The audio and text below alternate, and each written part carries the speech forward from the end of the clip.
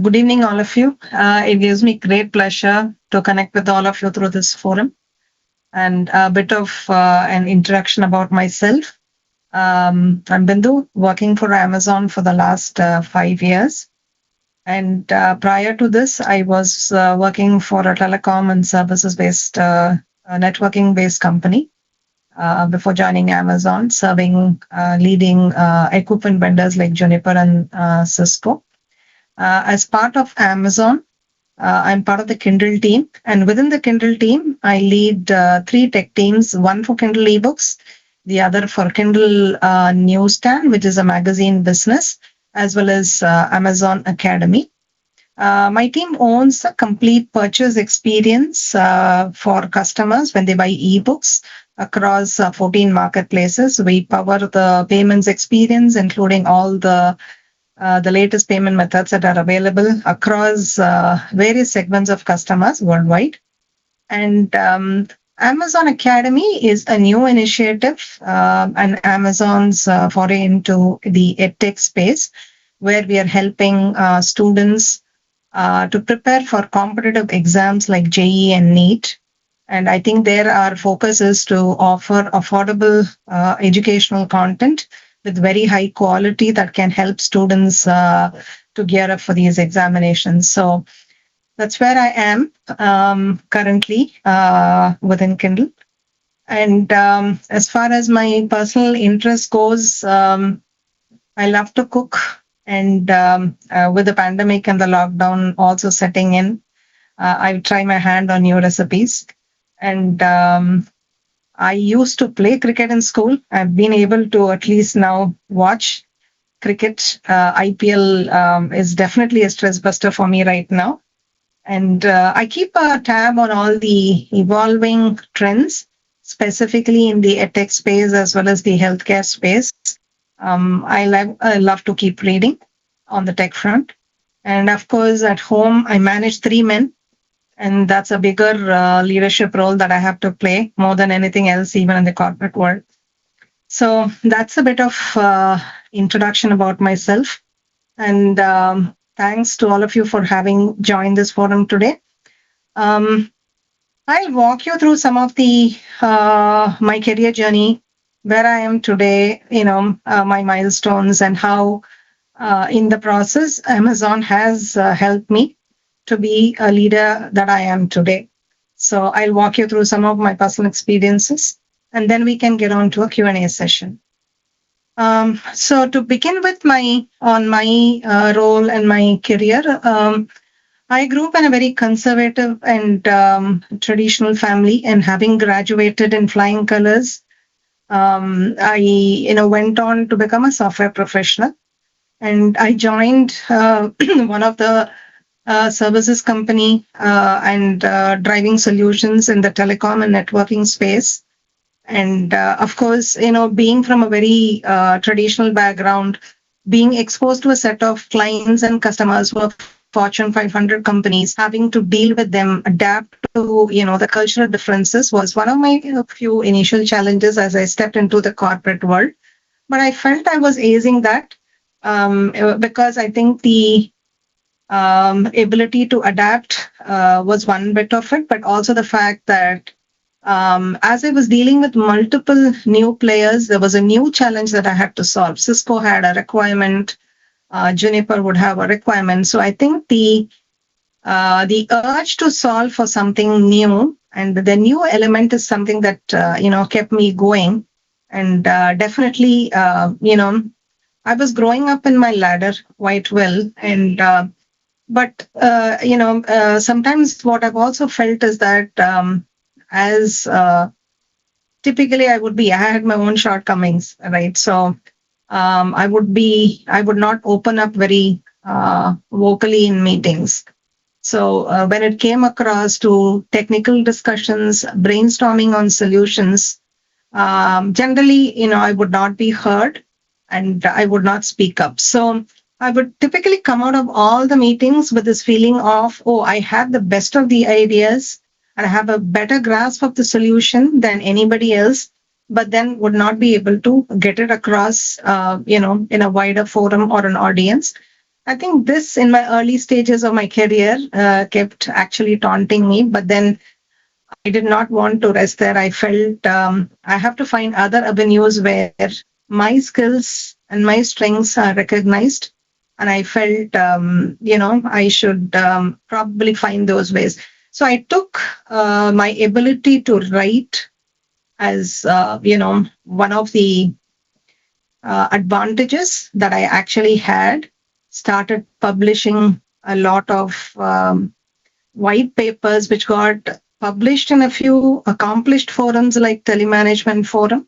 And I think that gave me a lot of confidence. So if you typically look at, women entering the corporate field, women excel in most of the other fields. But when this talent pool gradually, when it gets to the corporate world, slowly starts to diminish for various reasons, societal pressure, the kind of challenges that women have. So now, I actually want to be saying that by virtue of me standing in front of you and talking today, I'm one of those who've crossed those barriers and have come this far, and I feel very nice about it. And in fact, most of you sitting there should also be very lucky to have come this far and pat yourselves. In fact, when I look around for role models, that's what I always keep telling my team, that each of us are role models in a certain way, that we continue to inspire each other. And in that form, I think in my career, in my previous company, I used to find mentors who used to help me in the process of guiding me through the challenges, so that at every stage in my career, whenever I hit a roadblock, the thought of quitting would go away and I would never give up. So the initial stages of, I'm talking about 20 years back, we didn't have all the resources that we have today. And being able to step into the corporate world, bracing up for the challenges, cultural differences, being able to speak up for yourself, advocating for yourself was very important. And I think I gradually started doing it, started publishing papers. And then I also realized that, there are other ways to contribute. I started contributing to the open source communities. I have made some contributions there. See, slowly this started establishing myself as a subject matter expert in a particular space in the network management or the application space. And I think setting myself as the SME gave me a lot of confidence. And I think with that, the way the company was looking at, just being a services company, changing the way of thinking to say we can build products, we can, probably productize them, bringing in that change, evangelizing those to some of our equipment vendors, the big timers like the Cisco's and the Junipers of the world. I think that was a sea change that I was actually able to make, and make my company, trailblaze in that particular space. And I would say that as this happened, it also gave me the confidence that that I can look for more avenues for growth. In fact, even leading to things such as seeding conversation for acquiring of an LTE stack in that space was all mooted by me. So I think slowly from where I was to gradually where I grew, I think it was a big step in my career, and I was enjoying it. But as every woman would have it, I think the first challenge for me came in when my first child was born, and I had to take a break for about 6 months in my career. And as naturally as everybody would think, my biggest worry was I'm distancing myself, and it's going to be very difficult for me to get back on track, and I may not be up to speed on the technology front. I think these things definitely, were coming to my mind. And when I came back, but there were a few changes that I had to make and adapt myself to.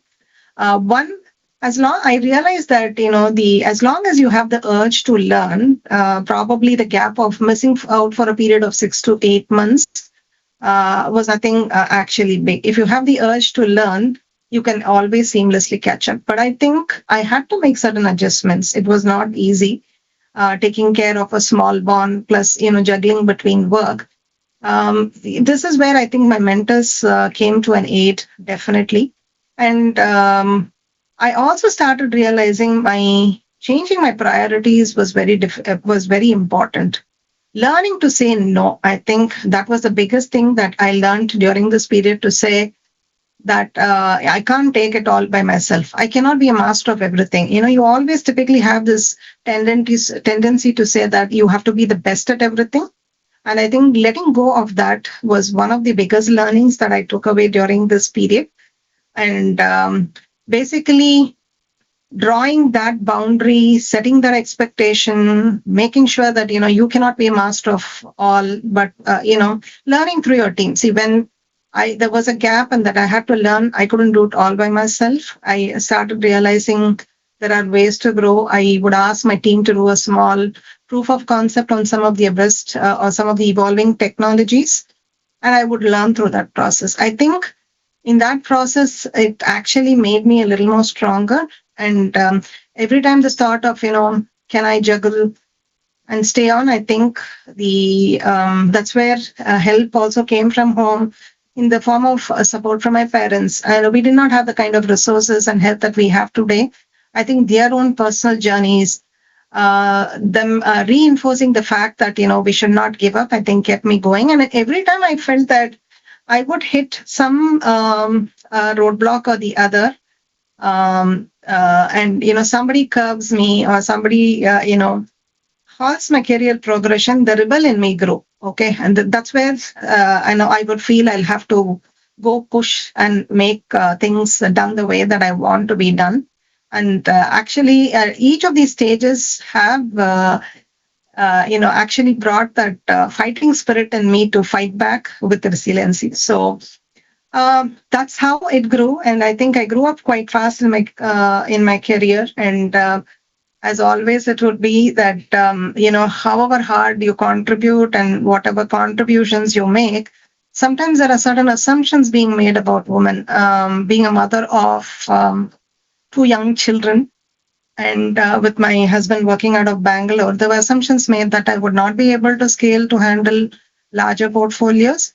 So I was battling internally, and one thing that kept me going so far is I would never settle myself for something less. So the fact that I had to be challenged every time with something new, and I felt that was the way for me to grow, and I felt that I was losing steam there, and it was time that I took a step to move on. So people were unreasonable, asked me to relocate to a different location to assume a larger role. And then I think that was the tipping point in my career, when I felt that I had a family to take care of and have better avenues and other avenues for me to pursue. So I quit my company that I served for 17 long years, was a glorified employee there. But I knew that there were some things better waiting for me outside. Got out of this my very first company that I was part of for 17 years. Tried a few ventures myself before moving on to Amazon, and I should definitely say that it's one of the best things that has happened to me in my professional career. Looking back, it was not easy for me to actually jump from a telecom networking background to a complete e-commerce company. It was a sea change, and probably I want to talk you through how Amazon helped me in the process of adapting to the change, culturally how different they were, and how it helped me.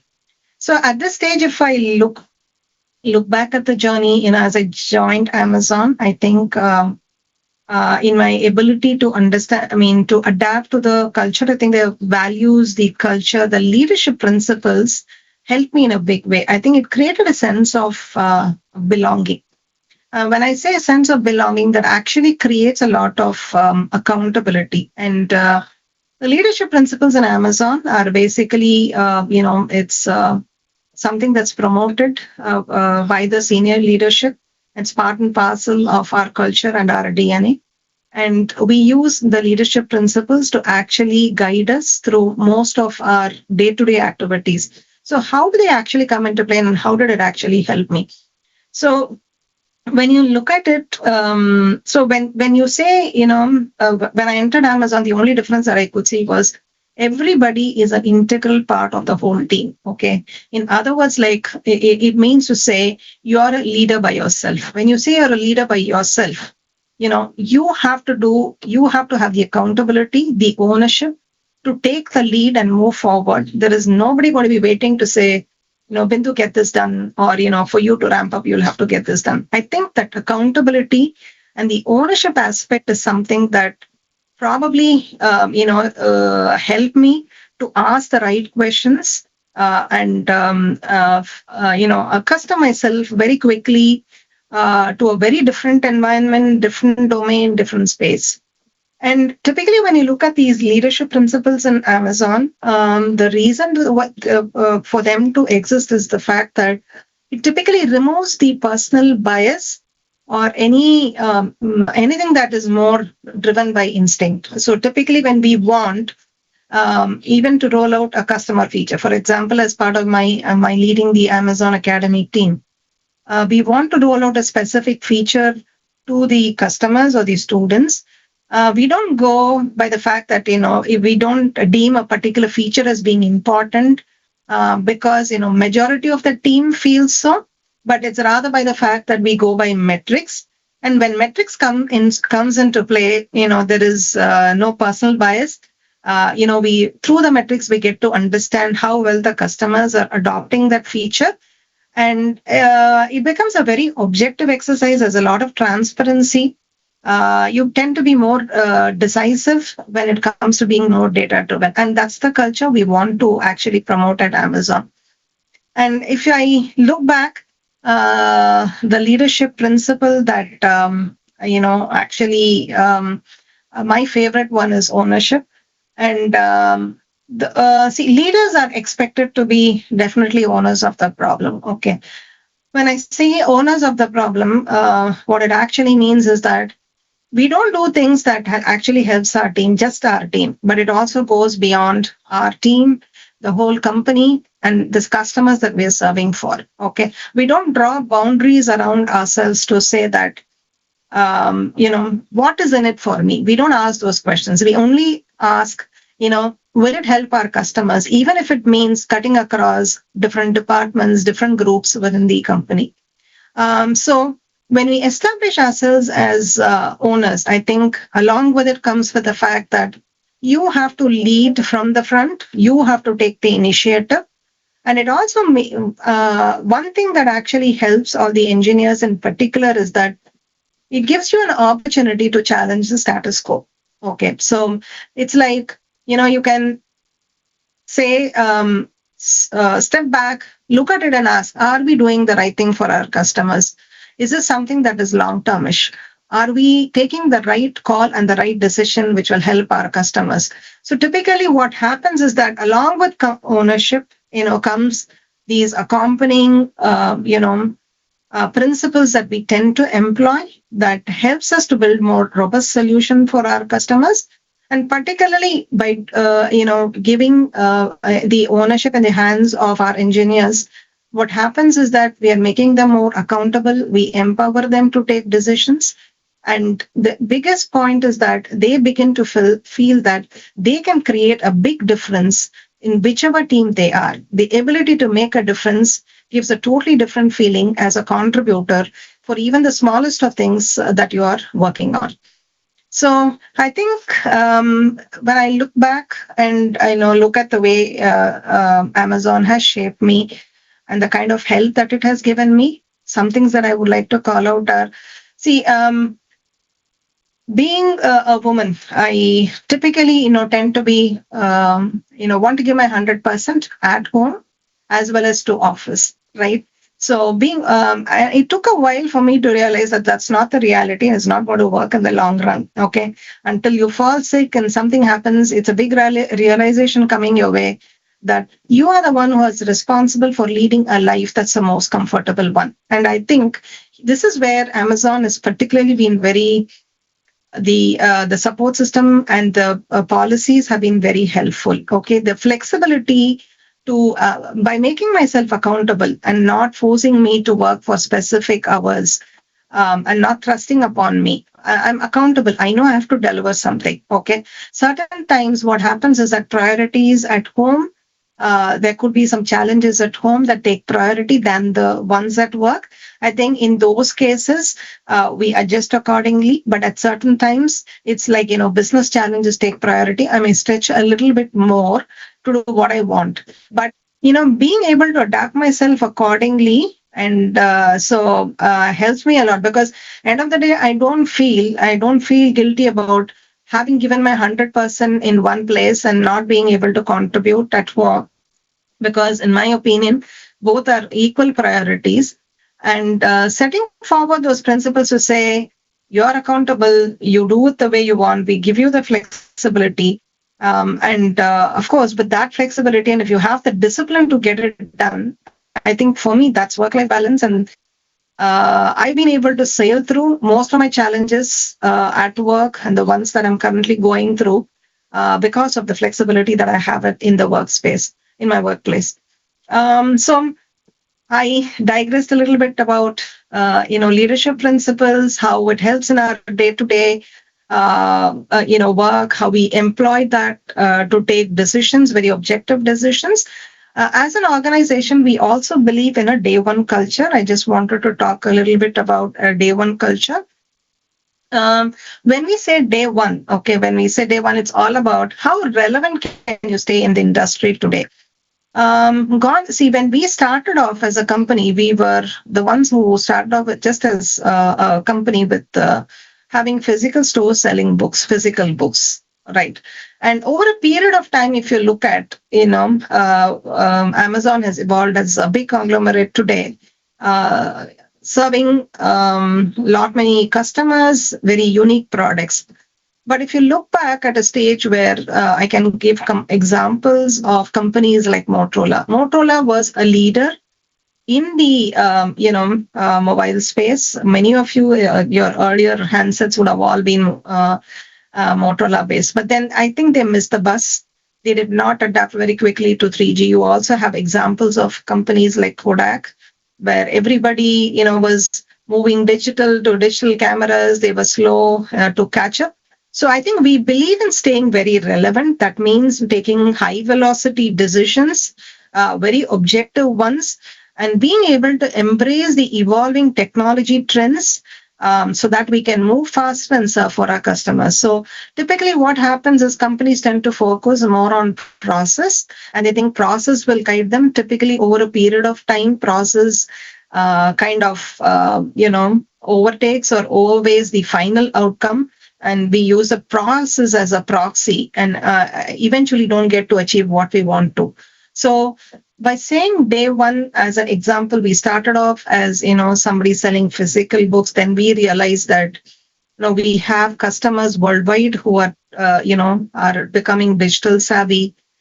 They want to carry their books everywhere, so Kindle was born. And of course,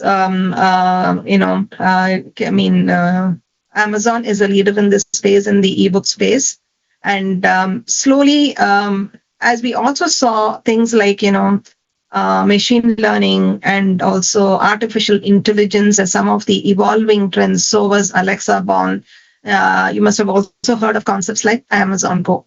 So we believe in staying day one, and that means when we stay day one, it tells you that, it gives you the opportunity to patiently experiment things for our customers. We don't believe, we are not afraid of failures. We do fail, but at the same time, I think giving this environment makes it very conducive for us to be a very customer obsessed company.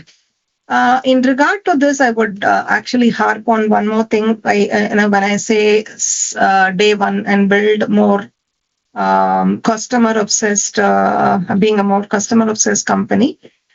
So typically, when you look at most of the purchase decisions today are made by women. 50% of the purchase decisions you can, any retail purchase that you make today or whatsoever today are made by women.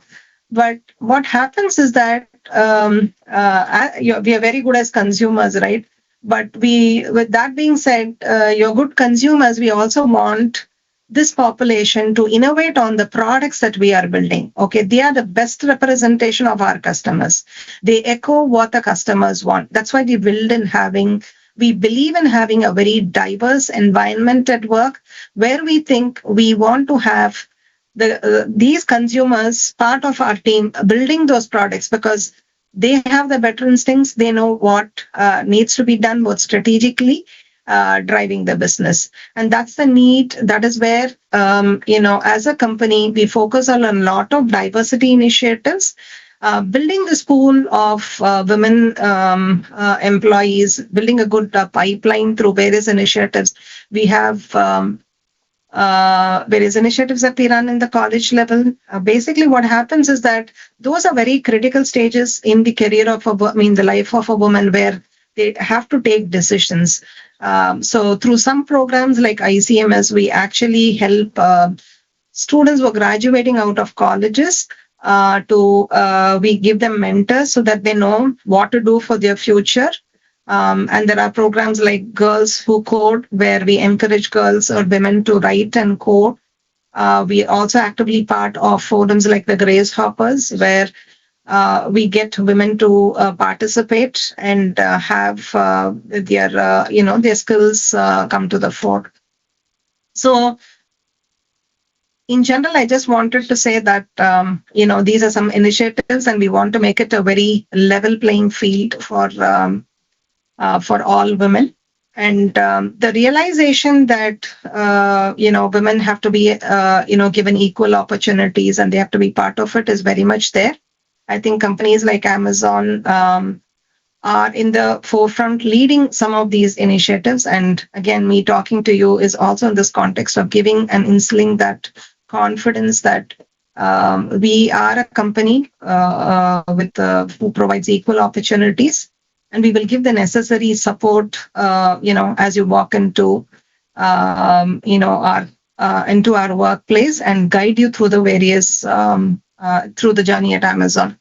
One of the important part that is very critical as you come into Amazon, and when I moved over from another company to Amazon, was that, see, when you typically take a career, be it a tech role, start your life as a software development engineer, you tend to grow in that role and you stick there. But here, what happens is that you have the opportunity to switch between job families. Families could be between, say, for example, you start as an SDE and then you can take a managerial role. You can switch at any point in time. You could be in a non-tech function and then you could jump over to a tech function at various stages.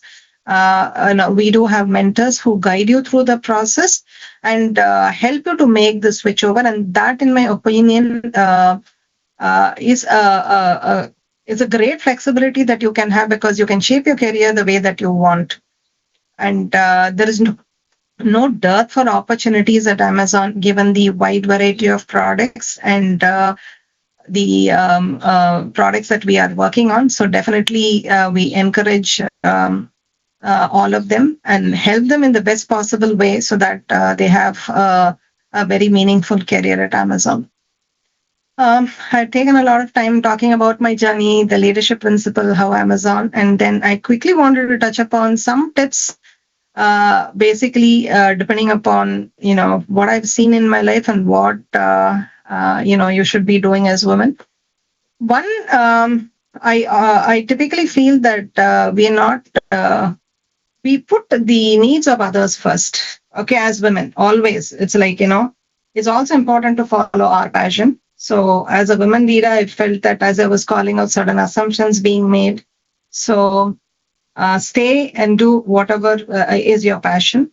And I think that becomes very important. And women are also seen as jugglers, being able to multiplex between various roles.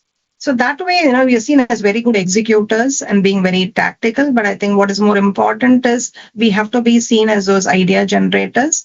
So, and this is where I think advocating for yourself becomes very important. When I say advocate for yourself, it's not about bragging, but it's about making sure that your strengths are realized. And I think it instills a lot of confidence as you move up your career. And at Amazon, please, we never discourage asking questions. So don't be afraid to ask questions. I think that definitely differentiates you from others. Typically, we tend to stay away from asking questions, worry that people will misinterpret us, or so that's becoming very important, and that becomes very important. And I think we never like you to be in the comfort zone. So when you're not in the comfort zone, you definitely want to achieve more. You ask questions, and you push yourself. And I think that's what is important. And wherever possible, as women, I feel you should delegate at home. I think without the support at home, I don't think I would have come this far, and that becomes very important. And set your expectations and goals very clearly, so that sorry set your expectations and goals very clearly, so that people understand what you're driving, where do you want to go through, and there is alignment on what you want to achieve in life. I think with that, I want to conclude sharing about my journey at Amazon, and I'm open for questions right now.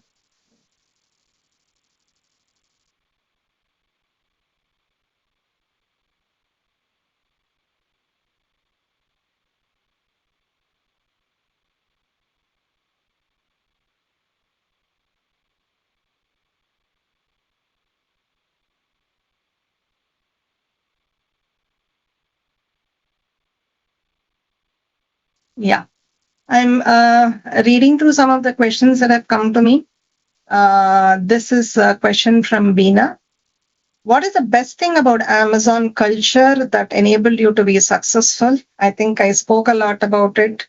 I think the culture, the leadership principles have definitely enabled me to be where I am today. I have challenged the status quo. It has helped me to ask the right questions, take ownership where it needed my intervention, and I've led from the front.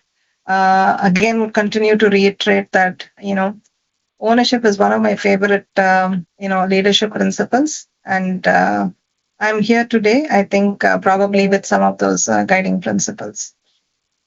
Uh, Second question from Deepa. How can women ramp back their tech career after a break? What skills should we work on? Okay. See, when I actually touched upon this when I spoke to you about it. So when I took a break, typically I was in the telecom and networking space. There were new protocols coming by the day. So even at Amazon, when we actually, onboard people, we don't look for the domain. Okay. For example, when I was hired, I was from a complete telecom and networking background, but was hired to lead or head the payments division. The domain was completely different. I think it's about the basics and the principles that you're strong on. People think that any of the other horizontals or domain you can definitely catch up on if your skills are good enough. See, as engineers, there are various. This is I'm talking from a point of view of a managerial role, but from an engineer point of view, there are. It depends upon the field that you are in. Okay, so for example, some of the latest technologies around Java, JavaScript, those are some things that are evolving. There are a few others, and where it depends upon the team that you're going to be attached to. In my opinion, once you know some of these basics, cutting across these horizontals is not going to be difficult. But what has also enabled some of them to come to speed is that it's a lot of resources available today. Okay, you have Coursera, you have an academy. There are so many other, places which offer you resources that you can actually you can self learn and come to speed. And in a few places where you think it's important, it also makes sense to, if you know you're going to be attached to a particular technology, then it makes sense for you to do some hands on exercises at home. It gives you the confidence that you can get to speed.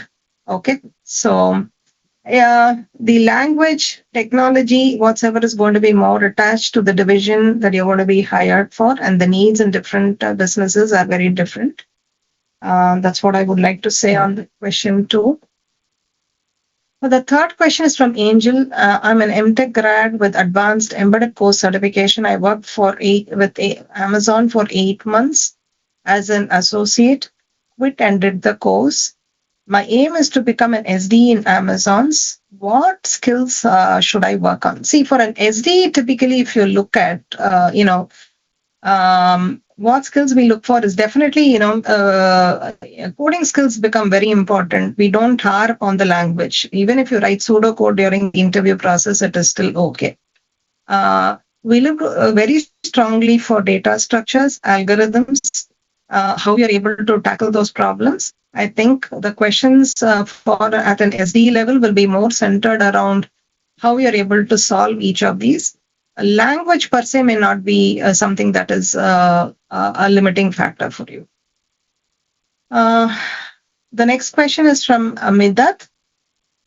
I want to join Amazon as an SDE. What skills should I work on? So again, ability to approach a problem. You would also be given design skills that you have to solve on the go. Okay, go to the whiteboard. Given a solution, how would you, architect it? How would you design it? What's the best possible data structure you're using to solve it? Those are some aspects that we will look for, and of course, problems to solve on the go. Are you employing the right data structures? Is it the most efficient method? So anything that you would typically see, from a coding point of view, and to assess you on the design front is what you will have to be prepared for as an SDE. What have you? I'm just moving on to the next question from Prakash. What have you seen as tech trends? Any pointers how we can choose the right tech trends to benefit our career? Okay. So as far as tech trends go, for example, my team, when I joined Amazon, we were building the payments experience for the whole of ebooks, and we were in the older days of JSP to, JavaScript. And now those were the days when we wanted to power. As we're building the newer apps and other technologies, I think we are moving to a world of React Native, anything around JavaScript. Basically, anything that powers the web experience and the desktop experience for customers becomes important. And of course, the needs are very different across various teams. You may have to learn some things on the AWS technologies. The needs are dependent about how scalable your system is, and accordingly you have to fine tune. So yeah, that's where I would talk about the any tech trends that and pointers. I think that's all we had for today, and thanks for joining the session.